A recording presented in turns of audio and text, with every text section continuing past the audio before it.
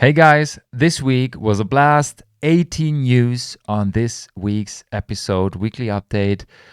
Trump made the first move towards tariffs in 2025 on Canadian and Mexican products. We have so many studies in this episode showcasing the consumer shift we're currently seeing towards sparkling, towards premium, towards alcohol-free, and we have some brand news that are really looking forward to Christmas sales. Have fun.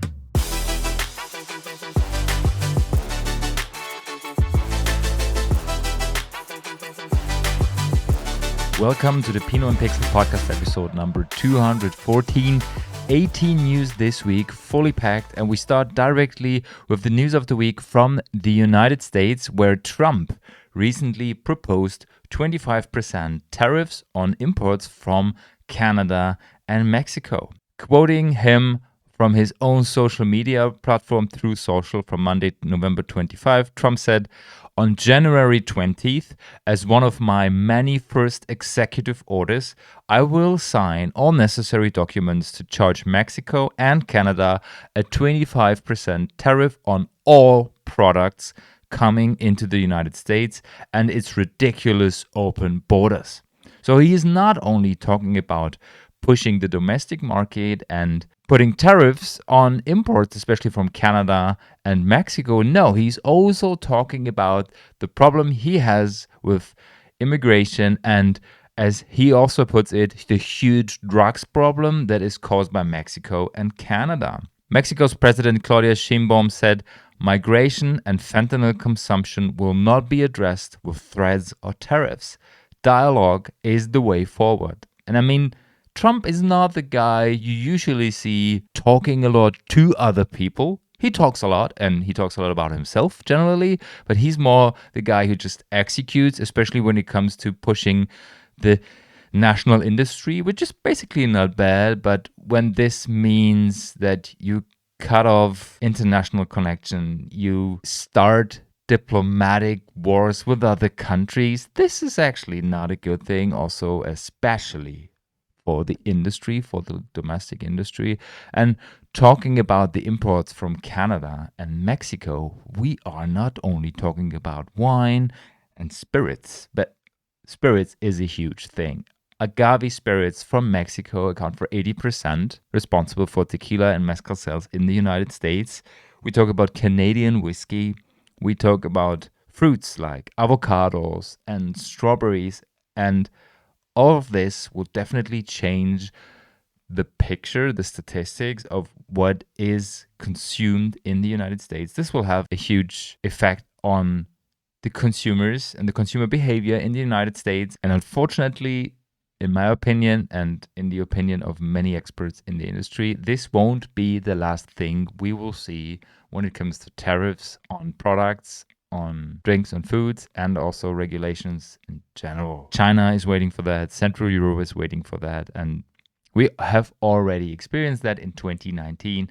And it will definitely, unfortunately, go on like this in the future with Trump as president. Another news that excited, more in the good way, the drinks industry came from the UK, where a study brought out the Bacardi 2025 Cocktail Trends Report that nearly half of Brits would rather enjoy a gin and tonic than a cup of tea with friends. We are talking about 44% of Brits that say they prefer gin and tonic over tea when catching up with friends, 41% they prefer tea, and 15% were undecided. And this is not only saying we drink more alcohol rather than other stuff, this is also showing the shift in consumer behavior, especially in the UK, towards cocktails, higher sophisticated drinks, also premium drinks from beer, from tea, of course, from coffee, and from wine and champagne. And another thing that the study brought out is that almost half of Gen Z customers, we're talking about 48% in the UK, say they'd rather celebrate a special occasion with a cocktail than champagne. And many more are increasingly favoring cocktails over beer or wine. So there is this shift. The spirits industry sees a rise and is profiting from that. And UK's top 10 cocktails for 2025, besides the gin and tonics, are margaritas, are rum and cola as well, of course, pina colada, mojito, and cocktails that are powered by agave spirits. I mean, it's a study conducted by Bacardi, so you can ask the question, is this representative for the market? Were they more talking to customers that or consumers that enjoy or at least know the brand Bacardi? It is nothing that totally differs from what the market has shown us. And gin and tonic is very popular in the UK. So the younger generation definitely is changing something when it comes to consumption. And the younger generation in the UK is also responsible for the next news. More young people working in pubs in England than ever. And this is good for so many reasons. First of all, the pub industry has seen a huge decline, many problems over the last years.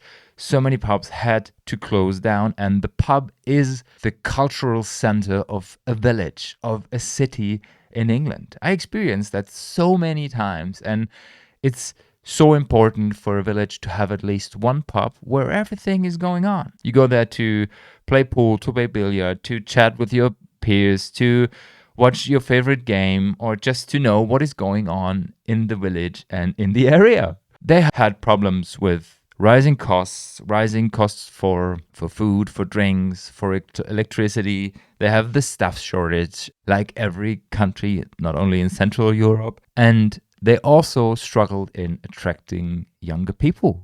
Right now, there is this news saying that over half of the workforce in UK's pub, 51%, is people between 16 and 24, meaning that every 10th younger adult in the UK is working in a pub. Isn't that crazy? We're talking about over 350,000 people. And I said it several times. I will say it again. I will repeat it as often as I can.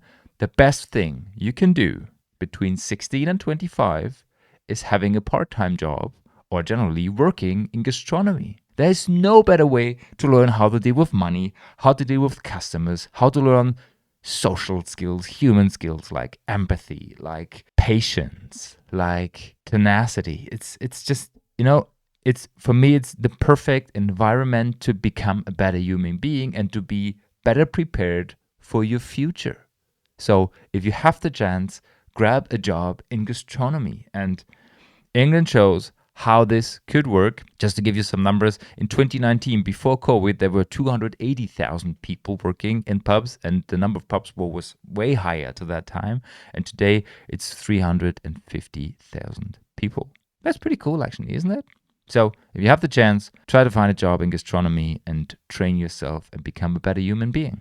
We move over to Germany for our next 3 news. First of all, Anne Krebiehl, Master of Wine from Germany, one of the 9 Master of Wines in Germany. Oh, it's 10 right now, I think. I think it's 10. One of the Master of Wines in Germany was announced as, let's say, head of wine strategy for Qatar Airways. So she will work with the airline over the next years to build up the wine portfolio, the wine list, purchase wines. She will taste over 1,000 wine samples each year blindly, of course, to find the best wine that, quote unquote, are performing at 4,000 feet. Because things taste different on an aeroplane. There's a difference in pressure, in light and everything. And studies have shown that products at 4,000 feet taste different. This is also the reason why tomato juice is so successful on planes. Have you ever tried a glass of tomato juice in a normal environment in a restaurant? You have to be a very big fan of tomatoes. So Anne Krebiehl will be responsible for that. And she will not only curate the wine list for the first and business class for the wine launches. No, she will also talk to brands to find unique blends for the airline. So maybe there will be some white labeling, but there will be some products specially curated for Qatar Airways. And this news follows so many other articles where especially high quality premium airlines are focusing more on their wine portfolio, on their premium wine portfolio, and hiring big names in the industry. And talking about Germany, the German market has seen the annual study of Rotkäppchen Mumm It's a trend study that brought out that community and freedom take the center stage for younger adults in Germany. The biggest values the younger ones have in Germany are family, health, freedom of choice, and enjoyment. So what we are seeing is a shift from buying the pressed product, having the most expensive product, my house, my boat, my car, whatever, towards experiences, events, social gatherings, special moments, unique moments with other people. And of course, the COVID era fueled that in a very special way and a very intense way. But this is nothing different from every other study you can have on the generation models. The younger generations are more focused on social gatherings, on events and experiences rather than on premium products itself. So it's not about owning something, it's more about experiencing something. And this is also very important for you as a brand. So if you're listening and you're a brand owner, no matter what, if you were talking about a wine shop, a winery, a restaurant, a hotel, focus more on experiences. I talk to some people that tell me, 99% of all sales are product sales and only 1% are events. So maybe we should just get rid of the events because products is the thing where we are earning our money. And this is the wrong way because customers will drink less. Customers will die. Customers will not be able to drink anymore or just don't want to drink anymore. So you lose those customers for wine, for beer, whatever you are offering. And you won't find new customers without events, without special experiences. And it doesn't matter if you just earn 1, 2, 3, 4, 5% with the events, because it's not only about earning money with the events, it's about finding new customers, attract new customers, grow your brand, strengthen your brand, building trust with existing and new customers is so important, and it's getting more and more important in the future, especially when we see younger generations like Gen Z focusing on events and special experiences. And talking about what is currently happening in the German market, Germany has always been a sparkling wine country. People in Germany love sparkling wine. We are one of the countries with the highest per capita sparkling wine consumption. We're talking about 3.5 liters per person per year, which is quite big actually, compared to 20 liters of wine per year. So people love sparkling wine. So let me ask you the question. What do you think is the most successful sparkling wine category when it comes to retail sales? So think about what comes to your mind. We're talking about champagne, Prosecco, Sekt, Cremant, Cava, Asti, Cap Classique, whatever. What do you think is the most successful sparkling wine category in Germany? Actually, it's not a surprise that it is Sekt. Sekt accounts for 1 billion euro, looking at a total of 1.4 billion. So Sekt accounts for over 70% of the sparkling wine sales in retail. And place number 2 is not champagne, is not cava, is not prosecco. No, it's alcohol-free sparkling wine, guys. 8.2%, 115 million euro alcohol-free sparkling wine. This is a rise of 14% compared to 2023. And the things that we have seen in other markets, champagne, cava, saw a decline, champagne of 6%, Cava 20% decline. The biggest growth was Cremant, 7% plus, Prosecco with 7% plus, but still behind alcohol-free sparkling wine. And of course, Germany is a quite mature market when it comes to alcohol-free products, but we know what is going on over here. It's the consumer shift. And I mean, retail still is probably an average the cheapest products in the market.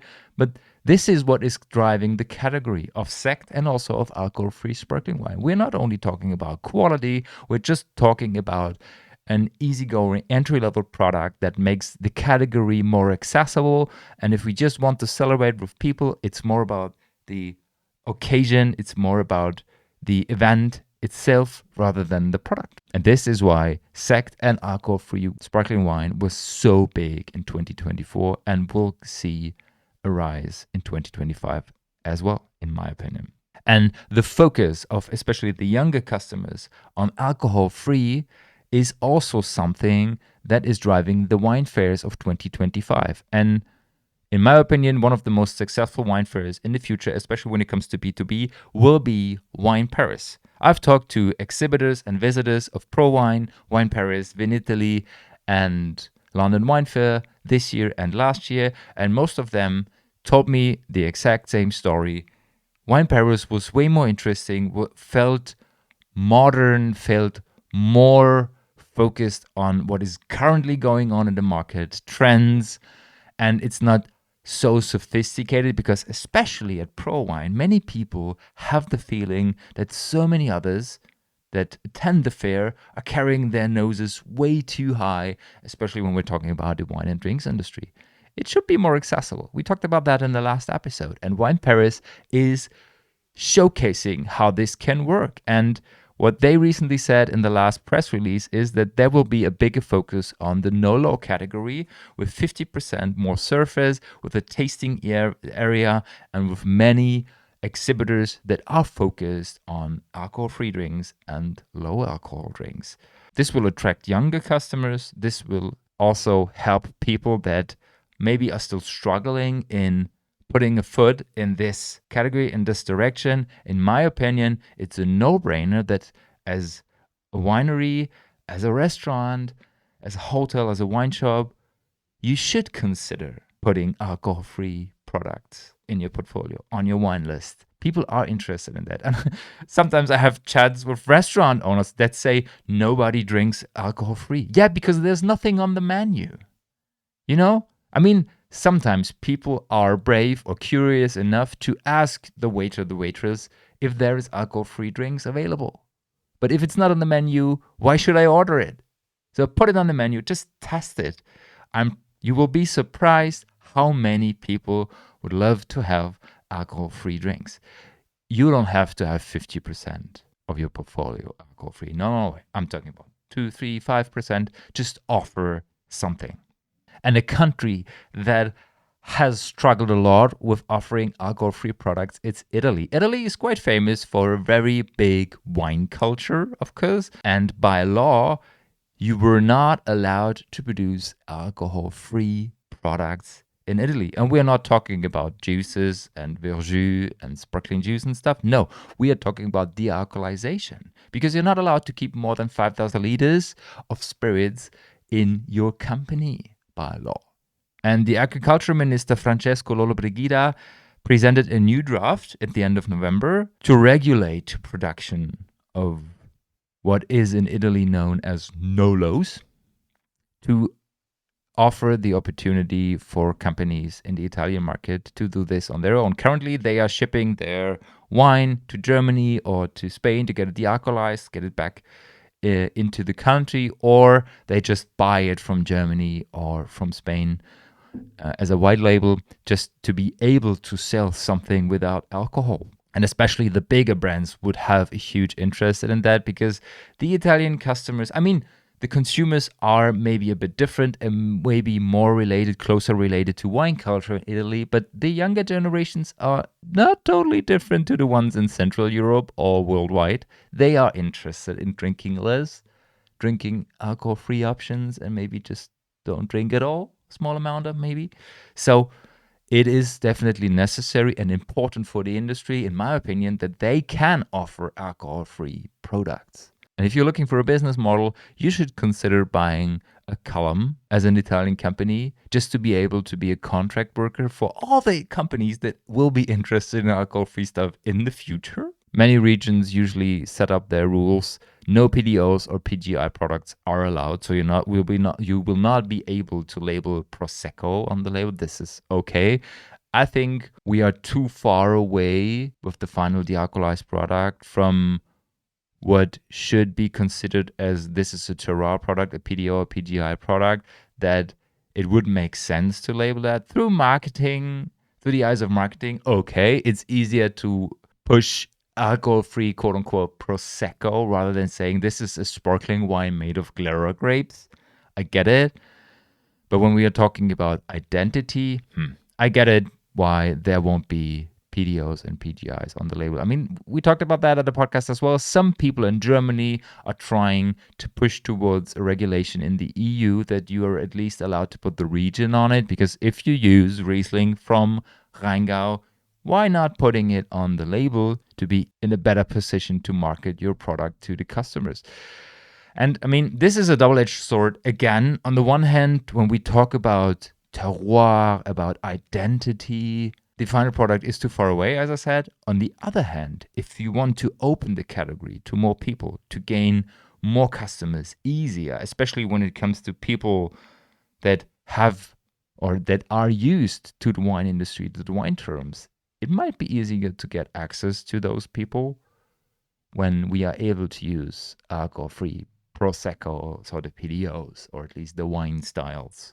At least this is good for Italy when it comes to the easier access of alcohol-free products within the country. Now, the dietary guidelines in the European Union, I mean, they are still not fully regulated. We talked about that. Canada changed their guidelines to 1 drink a week for women and 2 for men. And the US is still considering changing it, but they don't know how because there were many, many protests. And one news that is already 5 years old, but popped up again this week is nutritionist studies over the last 10 years showed that pizza is healthier for breakfast than cereals. Because if you have been to the United States before, or if you live there, you know that the amount of sugar in drinks and food is way higher compared to other countries on that planet. So it might be more healthy to have a pizza for breakfast rather than cereals. Does this mean you should eat more pizza for breakfast? I don't think so. I just wanted to tell you, if you consider as a country changing your dietary guidelines, we are not talking about alcohol. I mean, alcohol, especially in the US, is one of the biggest focuses right now. Is maybe the focus because so many people are talking about it. But on the other hand, you have to consider the food industry as well. And this study is from 2018. Another one is from 2021. But right now, they are talking more about this. And maybe this can also lead to a change in communication. Is it healthier to have food that is low in sugar but still unhealthy? And in the European Union, you're not allowed to advertise something with lower alcohol levels as healthier, lower sugar levels as this is better for you because it's lower calories, because this is a dangerous calculation. You should always double check the list of ingredients and nutritions. Another study that popped up this week, which is super interesting and focused on the American market, the most popular beers of America. This study was conducted by YouGov, Beer in Mind, Drinking Moment Brand Winners 2024. And this is interesting in so many ways. We have talked, 150 times about the beer market of the US that saw so many changes over the last 15 to 18 months. A huge growth of Heineken, of Guinness, the huge drop of Bud Light through the marketing campaign. And this report showed what is currently going on in the beer market in the US. And just an executive summary, this is sheet number 3 in it. 56% of US beer drinkers are aged 35 to 64. So over half of it is between 35 and 64. 61% are men, so 39 women. Heineken is the most considered beer among Americans aged 21 to 34. So Heineken is more for the younger ones. Guinness is the most considered beer among Americans making 150K plus, so the highest sophisticated beer. 36% of US beer drinkers spend $25 or more per month for drinking beer at home, which is also quite interesting. Younger Americans prefer sweeter, fruitier, and more lemon zestier, citrusy beers. And Americans aged 65 plus care more about the reputation of the brand rather than the price of it. And last but not least, 2/3 of the US beer drinkers, 64%, drink alcohol when hanging out with friends, where Corona Extra is the most considered brand. So the winners are Heineken, Guinness, and Corona. And Not a surprise for me, actually, because they are some of the most popular beers in the US. If you are interested in the full study, the link is in the show notes. Some more news from the wine industry this week, wine and drinks industry. First of all, North Yorkshire police has arrested some people after they have hijacked a vehicle and stole almost £100,000 worth of spirits. When the police was called due to a break-in in a warehouse, the North Yorkshire police went on patrol, identified the HGV, so the heavy goods vehicle, and when they wanted to stop it, the two guys ran away. So they were looking for them. They took their police dog and they finally found them hiding in haystacks, which is quite funny if you're allergic to hay. Finally, the thieves were caught. Some articles were talking about 50,000. Some were talking about £100,000 worth of spirits.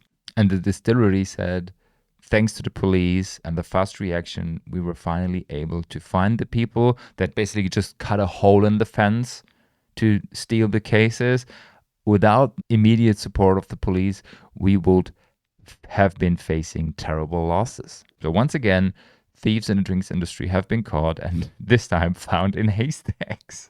Another news from the industry, Hospices de Beaune, the famous auction 2024, nets just under 14.5 million euro, which is 40% less compared to 2023. And due to the very challenging 2024 vintage, there was also almost 40% decline when it comes to the number of barrels. 2024, only 438 barrels were sold, while 2023, we were talking about over 753 barrels. And talking about records, in 2024, the most expensive barrel was sold for 360,000 euro, a Beaune Premier Cru Les Brassons. It's not the highest ever sold in history, because in 2022, there was the Coton Grand Cru barrel sold for 810. Nevertheless, this is definitely a very special charity barrel, and it's also good to see prices like this, at least when we're talking about the charity effect, because so many people still say Burgundy is way too expensive, even though there is a reputation for Burgundy wines. Talking about reputation, there is an industry that has not only seen a growth itself, it is also way more interested in wine than ever. And no, we are not talking about the airline industry, we are talking about cruise ships.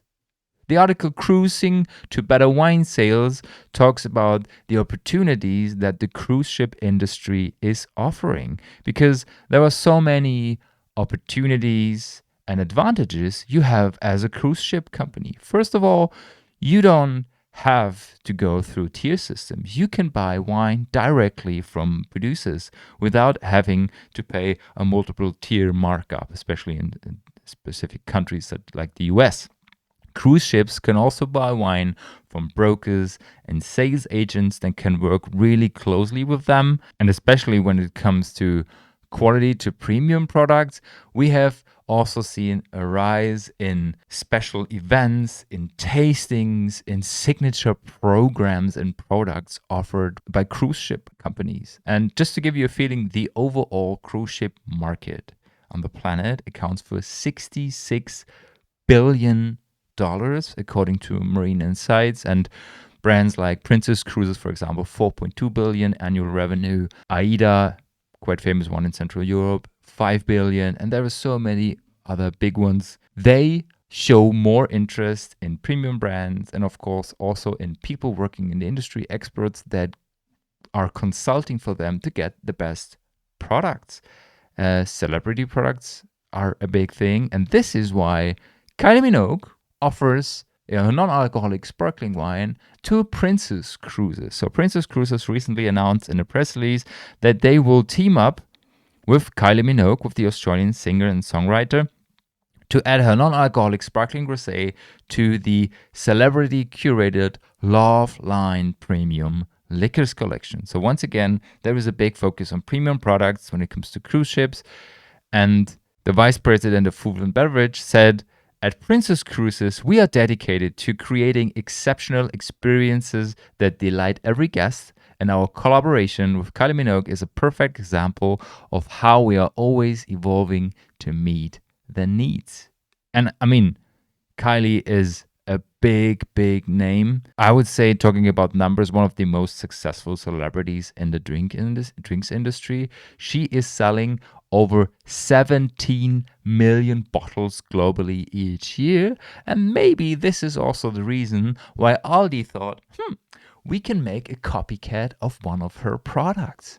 And they didn't call it Kylie, but I just show you a picture for those who are watching. It's really funny how close those two products are. For the people who are just listening, on the left side there is the sparkling wine of Kylie Minogue. It's salmon colored liquid. You see the typo Kylie handwritten sparkling rosé. The base wine is the alcohol one is from southern France, and the alcohol-free one is a mixture of grapes and herbal tea. And the Aldi version is called Rosalie, almost the same typo used, like Kylie, and it's called Côte de Provence Rosé. So the area is the same. I would say it's, even if you're not an expert, it's quite easy to spot that this might be a well-made copycat of Kylie's product. So Kylie Minogue right now is thinking about legal actions against Aldi. And Aldi, this is quite funny, Aldi, when asked for this, said one of only 416 masters of wine worldwide blind tasted both rosés, and this result was that she declared them so similar in taste and color, they are completely identical. So making a copycat is one thing, but ending up in the exact same product is another one. And the Aldi version is not really way cheaper, it's just 50 pence. And maybe this is why Kylie is not considering a huge legal action right now. Maybe we see this in the future, but this copycat, interesting, well made, and maybe people are thinking about buying the Aldi version for $8.50 rather than the Kylie version of £9. I think if they taste the same, and I want to have the feeling to belonging to Kylie Minogue's brand, I would go for the normal one. But yeah, who knows what people are thinking. With our tiny little celebrity corner this week, we go to Conor McGregor. Conor McGregor recently lost a case against Nikita Hand, who accused McGregor of raping her in a Dublin hotel in December 2018, and won her civil claim against him for damages of over 250,000 euros. And following that, supermarkets delisted Conor McGregor's products. We talked about that. He is invested and also interested in some liquor brands and some spirits brands, and Tesco, Spar and Londres are no longer stocking the products of Conor McGregor. Conor McGregor already said that he will appeal against the decision, but at the moment you won't be able to buy his products anymore in one of the groceries just mentioned. It's definitely a tough decision for retailers whether to keep the products after such a decision or not. I totally understand what Tesco, Spar and Londres said. We will delist the products for the future. Talking about brands, the last two news are looking towards the Christmas sale, the Christmas time. We start with the brand called Helllmann, which is quite famous for sauces, for mayonnaise in the US. They have announced a mayonnaise wine. But this is not a wine made of mayonnaise. No, it's a wine-shaped bottle with 100% mayo in it. So it's basically just a glass of mayonnaise that is covered by a bottle that is looking like a wine bottle saying 100% mayo, 0% alcohol. Quite a funny move, especially when you are looking for a special alcohol-free gift for Christmas. Maybe this is more something for the American market, because I think mayo is a big thing over there. But I can also imagine some countries in Europe that could be interested in that. Fortunately, this product is currently focused on the American market. But as Forbes magazine which was the first publisher of this article, already said millennials are redefining holiday gifting. So if you want to have a special one right now, there is a mayonnaise in a wine bottle. And last but not least, talking about Christmas products, Pepsi is releasing a new limited edition, a gingerbread soda for holidays. It's a beautifully looking can of Pepsi. It looks like gingerbread, actually. It's like brown, and in the middle you can see the famous traditional Pepsi logo. And as they say, it's not another cranberry-infused soda. It's gingerbread in mini cans with your favorite Pepsi taste in the background. I like that, actually. And I mean, we know that especially the American market is a big fan of Christmas editions. And I think also companies like, for example, Athletic will consider having an alcohol-free Christmas edition. And right now, you can choose between Gingerbread Coke and Mayonnaise Wine in the American market. Thanks for listening, guys. If you like what you hear, recommend this podcast to a friend or a colleague. I wish you a freaking great weekend. See you on Wednesday. Ciao, ciao.